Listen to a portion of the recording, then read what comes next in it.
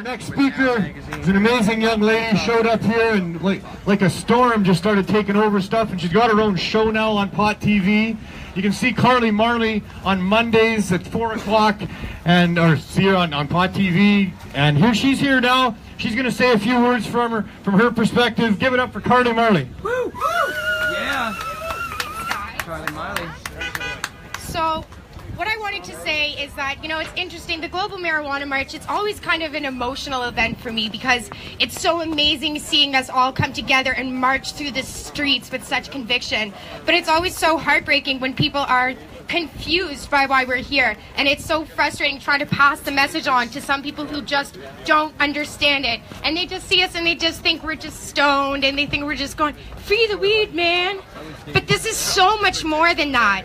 When I look at cannabis prohibition, cannabis rights aren't just cannabis rights. It's not just the right to smoke weed. Cannabis rights are civil rights. This is what we deserve in a free society. If you look at what's happening in the Philippines right now, that is a civil rights issue.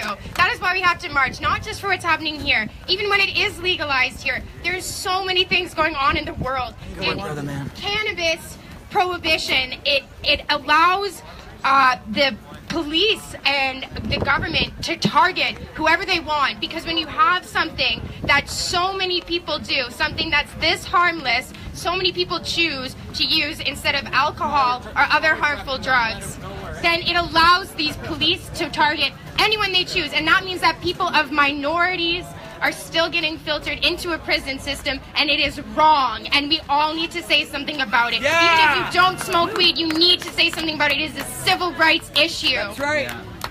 That's my biggest problem with prohibition, and the thing is, with the legislation proposed, without granting amnesty, that is still a problem for all those people. We can argue about how tall we want our plants to be, but we need to remember that there are still people in cages right now.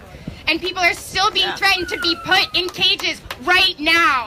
The same people who are the reason why we're even having this legislation discussed. That is the government criminalizing their competition, and it is wrong, and we need to say something about it so that we can be free, so that minorities can stop being targeted by the police for a peaceful plan, and so that we can finally be happy and not have to live in fear. That's right. Yeah. Tune into the 420 Lifestyle Show at 4 o'clock on Pot.TV. Thank you. Yeah, Carly Marley. Thanks, Carly Marley. Good job, good job.